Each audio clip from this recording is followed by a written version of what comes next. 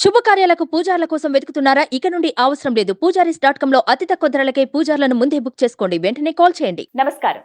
ప్రస్తుతం మనతో పాటు ఇస్కాన్ టెంపుల్ నుంచి ప్రణవానంద ప్రభుజీ ఉన్నారు. వారు ముంబైలోని గోవర్ధన్ ఇకో విలేజ్ ఆశ్రమంలో సేవ చేస్తూ ఉంటారు. ప్రత్యేకంగా శ్రీకృష్ణ భగవానుడి గురించి, వారి లీలల గురించి, ఇప్పటి జనరేషన్ అసలు శ్రీకృష్ణ భగవాన్ నుంచి ఏం నేర్చుకోవాలో, శ్రీకృష్ణ తత్వం సమస్త మానవాళికి ఏం చెబుతోందో వారి ప్రవచనాల ద్వారా వివిధ మాధ్యమాల్లో వివరిస్తూ ఉన్నారు. ప్రస్తుతం సుమన్ టీవీ స్టూడియోలో ఉన్నారు.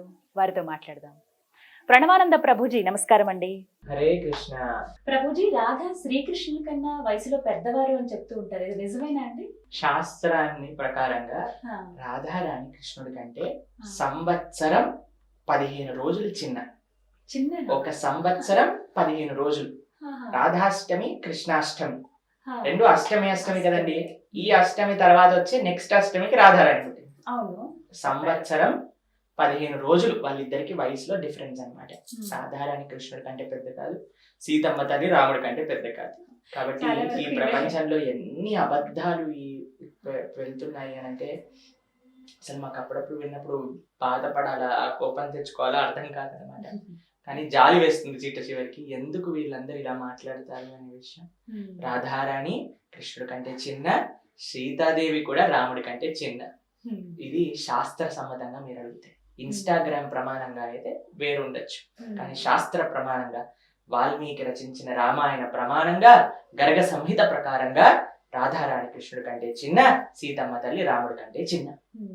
ఎప్పుడైతే రాధారాణి పుట్టుతుందో, రాధారాణి వృషభాను కీర్తిద. రాధారాణి గారి యొక్క తండ్రి పేరు వృషభాను మహారాజ్, తల్లి గారి పేరు కీర్తిద. వీళ్ళిద్దరికి రావల్ అనే ప్రదేశంలో ఒక సహస్రతల బంగారు పద్మం పైన రాధారాణి ఆవిర్భవిస్తుంది అన్నమాట. అప్పుడు ఎలా అయితే సీతమ్మ తల్లిని జనక మహారాజు గారు తీసుకున్నారో, అలానే రాధాదేవిని కూడా వృషభాను మహారాజు గారు పెంచుకున్నారన్నమాట. అయితే ఇలా అవుతున్నప్పుడు రాధారాణి కళ్ళు తిరిగింది అన్నమాట. అందరు అనుకుంటారు, అయ్యో కళ్ళు లేవేమో, ఏంటి ఎలా అని చాలా బాధపడుతూ ఉంటారు అన్నమాట. అయితే ఒకసారి కృష్ణుడు బరసాన, ఎక్కడైతే రాధారాణి ఉంటుందో ఆ ప్రదేశానికి వస్తాడు.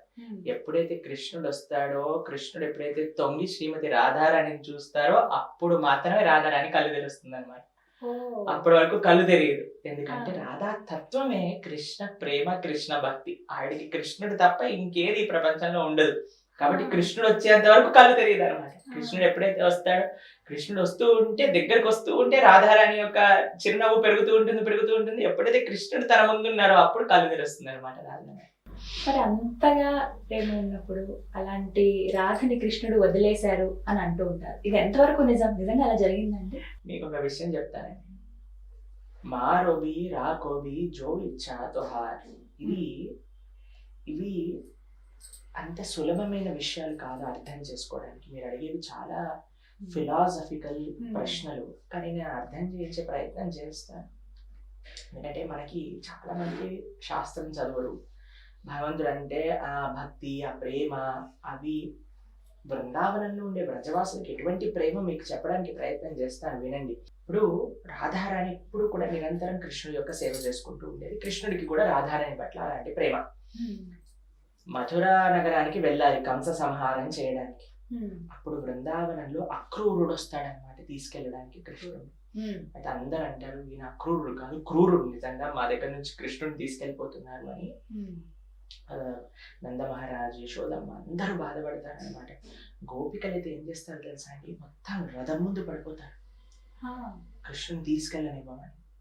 అయితే కృష్ణుడు చెప్తాడు, నేను తప్పకుండా వస్తాను అని చెప్తారనమాట. చెప్పినప్పుడు ఆ రథం ముందుకెళ్తుంటే భాగవతాన్ని చూస్తాం మనం, ఒక పెయింటింగ్ లో బొమ్మలు ఎలా ఉంటాయండి అలా ఉండిపోతారనమాట గోపికలందరూ కృష్ణుని చూస్తూ వెళ్ళిపోతూ ఉంటే. కృష్ణుడి యొక్క రథం చివరి రథం వెళ్తూ ఉంటే మట్టి గాల్లో ఎగురుతుంది కదా, లాస్ట్ చివరి మట్టి రేణు సెటిల్ అయ్యేంత వరకు చూస్తూనే ఉంటారనమాట కృష్ణుడు వరకు. అంత ప్రేమ కృష్ణుడు అంటే. మనకి అటువంటి ప్రేమ కలిగిన వ్యక్తులని కృష్ణుడు ఎందుకు వదిలేశాడు అని అంటే ఏంటో తెలుసా అండి, కృష్ణుడు వెళ్ళిపోయాక కృష్ణుడి పట్ల ఉండే ప్రేమ వాళ్ళకి పెరుగుతూ పెరుగుతూ పెరుగుతూ పెరుగుతూ వచ్చింది, తగ్గలేదు. దీన్ని ఆధ్యాత్మిక భక్తి మార్గంలో విప్రలంబ భావము అని అంటారు అన్నమాట. అంటే ఏంటో మీకు చెప్తాను.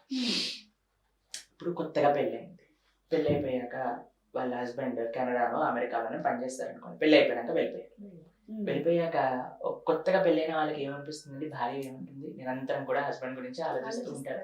ఇలా నోటిఫికేషన్ వచ్చింది అనుకోండి, ఓ మా ఆయనగారు మెసేజ్ పంపించారా అని చూస్తూ ఉంటారు. లేదా ఏదైనా ఆయనకి ఇష్టమైన చూసారనుకోండి, తల్లిదండ్రులైనా భార్య అయినా ఏమని అనుకుంటారు, మరి ఈ మా చిన్నోడి కంటే ఇది చాలా ఇష్టంగా, ఎక్కడ చూసినా సరే ఇక్కడ వాడు కూర్చునేవాడు, ఇక్కడ వాడు ఆడుకునేవాడు. దూరంలో ఉన్నప్పుడు ఏం చేస్తున్నాడో, తిన్నాడో లేదో, నిరంతరం కూడా దూరంగా ఉన్నప్పుడు అదే ఆలోచన మనకు ఉంటుంది కదా. ఆ ప్రేమ దూరంలో ఉన్నప్పుడు ఇంకా పెరుగుతుంది అనమాట. ఎప్పుడైతే అంత ప్రేమ ఉంటుందో, ఎప్పుడైతే ఆ ప్రేమ గట్టిపోతుందో, ఎప్పుడైతే కృష్ణుడు వచ్చేసాడో బృందావనానికి, అప్పుడు చూసినప్పుడు అసలు వాళ్ళ ఆనందానికి అసలు తగదులు ఉండవు అనమాట.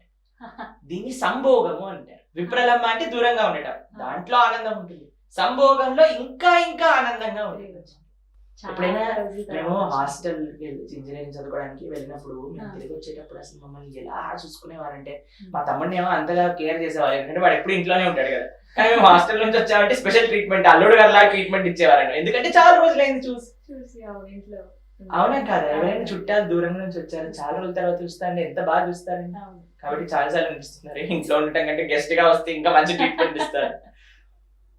ఆ ప్రేమ అనేది పెరుగుతూ ఉంటుంది. కాబట్టి కృష్ణుడు ఏదో అన్యాయం చేశాడు, రాధారాణిని వదిలేశాడు. రాధారాణి ఎప్పుడు అలా అనుకోలేదు, మనం అనుకునే దాని వల్ల ఉపయోగం లేదు. రాధారాణి ఎప్పుడు కూడా కృష్ణుడి గురించి ఎంత ఆనందంగా వాళ్ళు ఏం చేసేవాళ్ళు తెలుసా అండి, గోపికలందరూ కూడా పొద్దుంపుడు లేసి కృష్ణుడు ఆ లీల చేశాడు, కృష్ణుడు ఇలా కాళీయుడు పని నీళ్ళు చేశాడు, ఇలా గోవర్ధనం పని నీళ్ళు చేశాడు, ఇలా మా ఇంటికి వచ్చేవాడు, వెన్న దొంగతనం చేసుకునేవాడు, ఇలా మాతో మాట్లాడేవాడు, ఇలా మాతోటి ఆడుకునేవాడు అని నిరంతరం కృష్ణుడి ధ్యానంలోనే ఉండేవాళ్ళు. వాళ్ళకి ఒక్క క్షణం కూడా అనిపించలేదు కృష్ణుడు దూరంగా ఉన్నాడు అని. వాళ్ళ యొక్క భావన రూపంలో, వాళ్ళ యొక్క మనసులో కృష్ణుడు ఎప్పుడూ ఉన్నాడు. దాని తర్వాత కూడా కృష్ణుడు ఎన్నోసార్లు బృందావనానికి వచ్చాడు, వాళ్ళందరినీ కూడా కలిశారు అన్నమాట. తన భక్తుల్ని పంపించారు, ఉద్ధవుడు వచ్చాడు, బలరాముడు వచ్చాడు, కృష్ణుడు స్వయంగా వచ్చాడు. కాబట్టి అటు ద్వారకలో కృష్ణుడు గోపికల గురించి, రాధారాణి గురించి ఆలోచించడం, ఇటు రాధారాణి గోపికల కృష్ణుడి గురించి ఆలోచించడం, ఇది విప్రలంబ సంభోగ భావన అంటారన్నమాట. ఇవి ఆధ్యాత్మిక భావనలో చాలా తారాస్థాయి భక్తి. ఇది మనకి సులభంగా అర్థమయ్యే విషయాలు కావు. ఎప్పటి వరకు అర్థం అవ్వవు అని అంటే మన హృదయంలో అనర్థములు ఉన్నంతసేపు ఇవి అర్థం కాదన్నమాట. ఎప్పుడైతే మనం మంచి ఆధ్యాత్మిక సాధనలో ముందుకెళ్తూ ఉంటామో అప్పుడు తప్పకుండా మనకి అన్ని మంచి విషయాలు, ఈ భక్తి భావన, ఇందాక చెప్పాను కదండి, కృష్ణుడి గురించి తెలుసుకోవాలి అంటే వినయంతో, భక్తితో, శ్రద్ధతో ఉన్న వాళ్ళందరికీ కూడా అవుతుంది. కాబట్టి రాధారాణి ఎప్పుడు చక్కగా కృష్ణుడి గురించి ఆలోచిస్తూ, గోపికలందరూ కృష్ణుడి గురించి ఆలోచిస్తూ, ఆ ప్రేమ ఎంతగా పెరిగిపోయిందంటే అంతగా పెరిగిపోయింది అన్నమాట. చాలా మంది మమ్మల్ని అడుగుతారు, అయ్యా మరి ఇంత ప్రేమించే వాళ్ళు కృష్ణుడు వెళ్ళిపోయినప్పుడు ఎందుకు వాళ్ళ శరీరాన్ని వదిలేయకుండా, అంటే శరీర త్యాగం చేయకుండా అలానే ఉండిపోయారంటే, వాళ్ళు అనుకునే వాళ్ళ మనసులో కృష్ణుడు వస్తే మేము లేకపోతే ఎలా, కాబట్టి ఆయన వచ్చినప్పుడు మేము సేవ చేయడానికి రెడీగా ఉంటాము. ఇది ప్రేమ, ఇది భక్తి అంటే.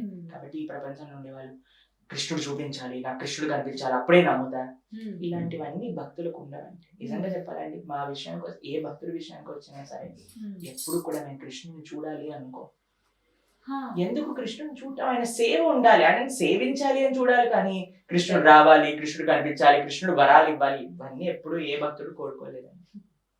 నిజంగా చెప్పాలంటే మా సాంప్రదాయంలో నదనం నజనం న సుందరీం కవతాంబా జగదీశ కామయే మవజన్మని జన్మనీశ్వరే భవతాద్ భక్తి రహైతుకీత్వయి అని మహాప్రభు మాకు ఉపదేశం చేశారు.